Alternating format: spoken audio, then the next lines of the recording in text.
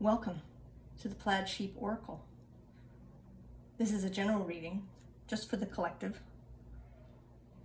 It's my first reading here on the YouTube. To talk a little bit about how I do readings. They're usually general rather than having a specific spread. I may ask a specific question, particularly when reading for myself or an individual. And I will use whatever decks want to be used, whatever decks want to speak. Usually it's 2 or 3. Sometimes it can be more. They may form a story from beginning to end, or each line may have a different facet of the message. In this case, it is a story. And it starts kind of with the underlying cards. So here at the top is this 3 of Cups. And underneath is the Hanged Man. And I sort of feel like he's looking up at this party that's going on, kind of wistfully. Like he doesn't really know how to get there. He's hung up. The card at the bottom says that all is connected, but he's not really looking that way.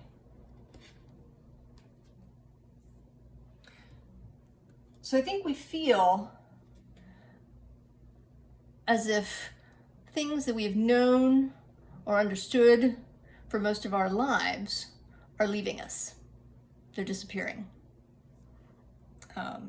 We have an empty nest of ways that we've behaved, maybe jobs that we've had, relationships that we've had, and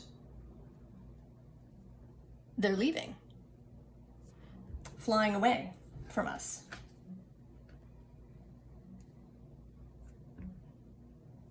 Where we are now. And then we find ourselves longing for clarity, for a direction, for a new set of norms, for a new way of existing.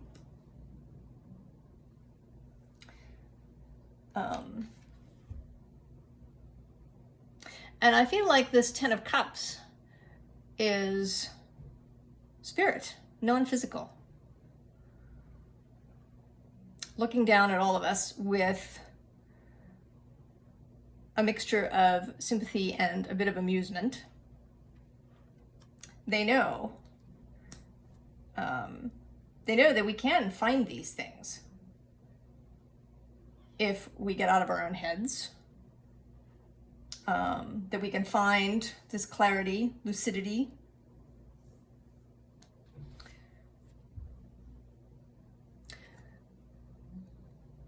That there is a light that we can follow, an internal, emotional light. Our feelings, our emotions. There to be compasses, guides, to help us know where to go next.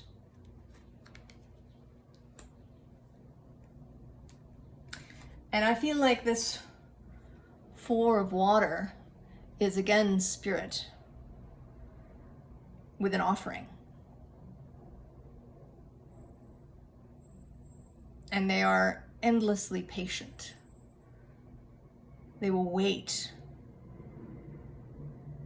for us to arrive. But we're not without help. If you watch San's videos, she calls this guy one who remembers. But I think of him as one who guides. He's just waiting there for you. Waiting there for us to lead us where we need to go. to lead us to the chariot. She's waiting too. She and the horses. They're waiting for us to follow this light, this internal emotional light.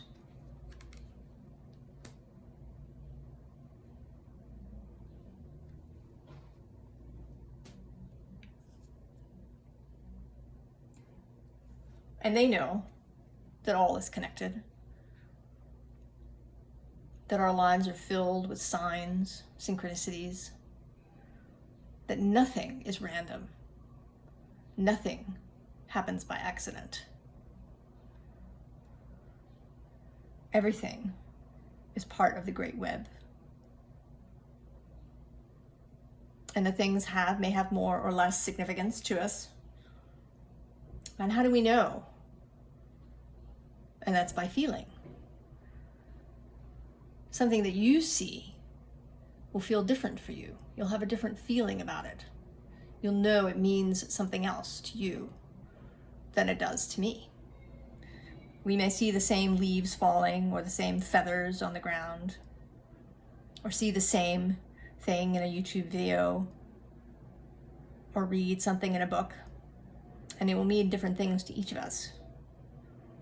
But we can rely on how these messages feel to us to know what they mean and how significant they are to us at that time.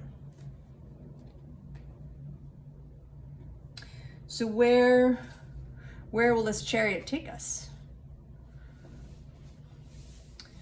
when we open ourselves up to being guided by him, to allowing him to lead us to the next space, to lead us to the chariot? Where will the chariot go?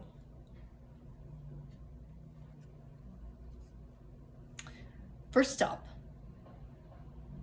is our pure nature. Who we really are. How we really feel good. A space of feeling connected to ourselves, to our friends, our family, to nature. A place where we can feel comfortable and at ease.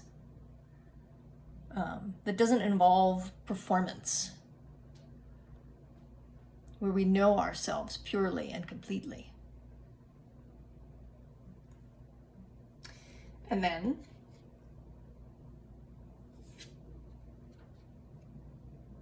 we can begin to look ahead. Once we know ourselves, we can think about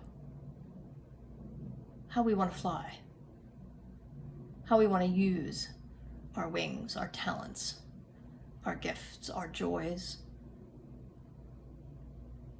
How do we want to move through the world on a daily basis? Are we soaring high up? Or do we like to stick close to the ground or in the trees? And no one thing is better than another. No one thing matters more. No one thing is better for others. No one thing is more helpful to the world as a whole. What matters is that it matches our nature, who we are. That we don't force ourselves into boxes that don't fit. That if we are somebody who likes to stick close to the ground like a robin or a starling, that we don't force ourselves to soar like eagles.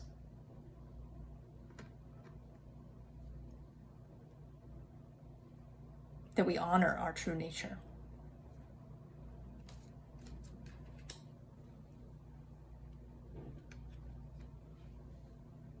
And then we may meet others in the garden. And we don't all have to be the same. We can be different. We can have different needs, different joys, different ways of moving through the world, but we can still meet up in the garden because nature thrives in diversity. She loves to have all different kinds of species and life in just one molecule of water, just one drop. Just one garden might have dozens of species of plant and insect, different kinds of birds, and they can all meet in the garden. And if they all stick to their own true nature, if they don't try to emulate each other, if they don't try to take each other over, if they don't feel the need to dominate, if they're comfortable being who they are, then the garden will thrive in diversity.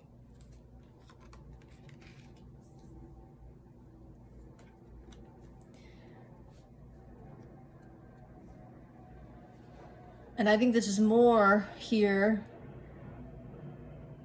than just listening. This is being, feeling really comfortable as a part of the world. Feeling at ease in the space.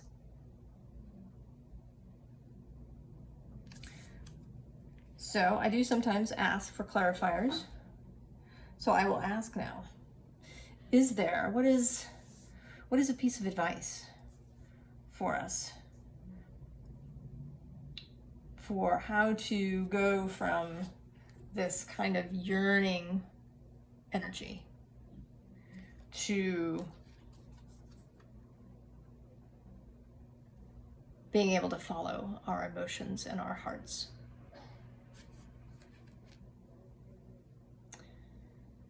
Let's see, who wants to be used?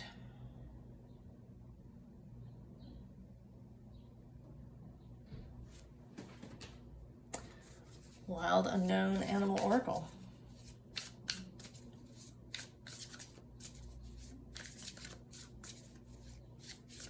Let's see.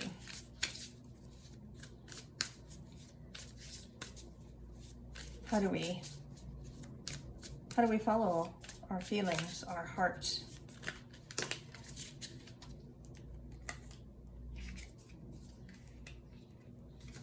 I don't take the spills.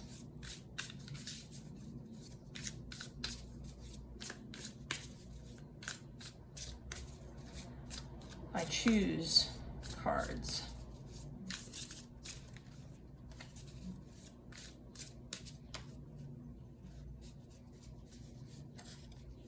So this one,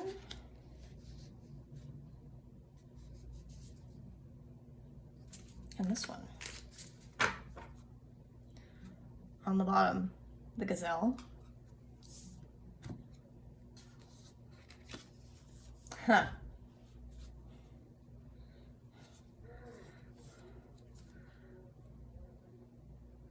The shark and the camel. So each of these three has a different message. Although the gazelle and the shark are similar,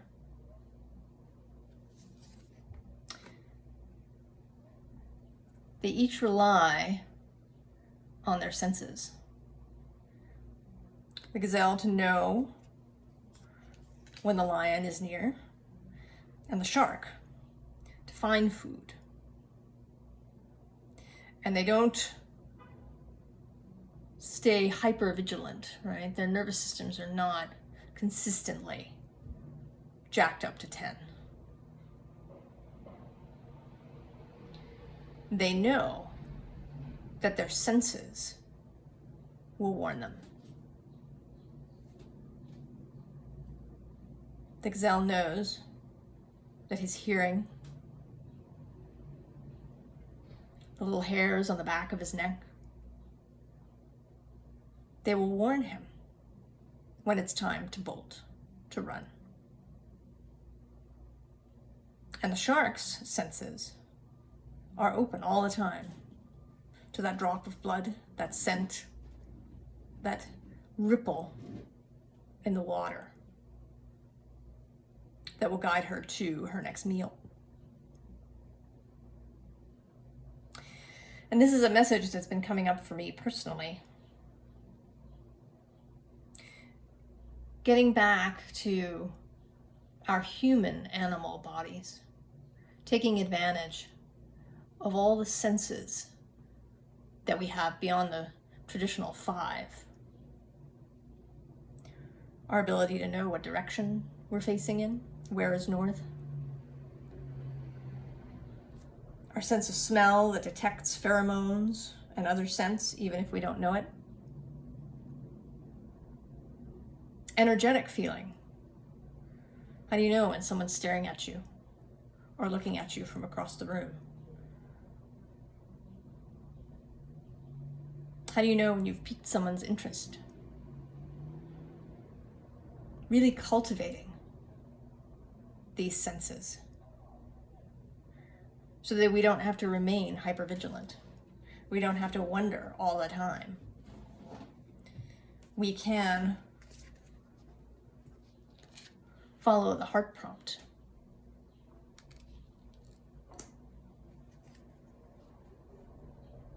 Because we know that our other senses will take care of the physical aspects of our life. We don't have to live in a sympathetic state. We can be relaxed because our senses are just always on. And the camel is ultra prepared. But he's prepared naturally. He is fit for his environment.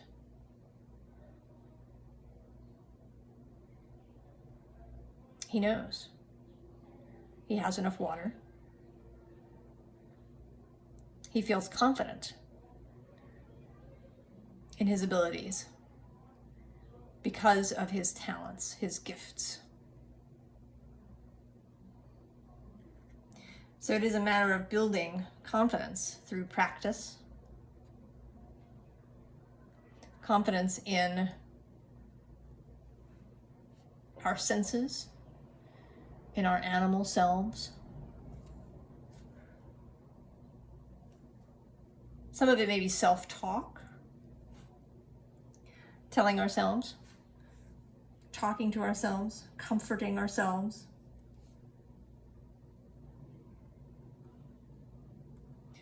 Getting for ourselves what we may need in order to go on the journey, to feel really comfortable.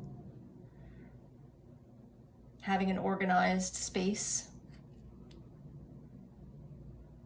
Having the Virgo matters taken care of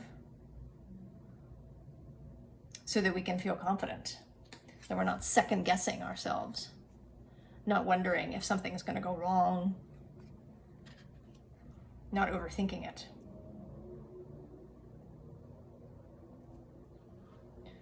Not endlessly searching outside of ourselves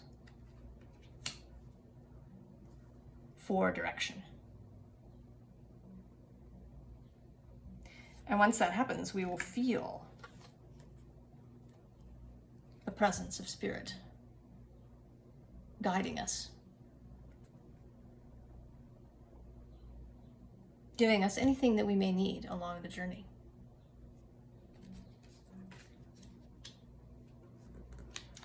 And I feel like Spirit's chariot would be pretty comfortable. 5-star travel to the next place. Everything thought of.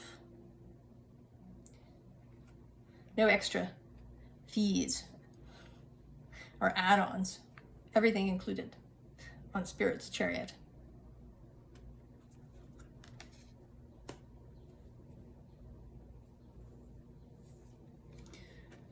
So that we can find this place that is comfortable and at ease and hopeful and at peace, internal peace, even if your life is adventurous and filled with happenings, and maybe even filled with conflict of various kinds, contrast that makes your life exciting. To have internal peace, peace of mind, peace of spirit, that's where the peace comes in.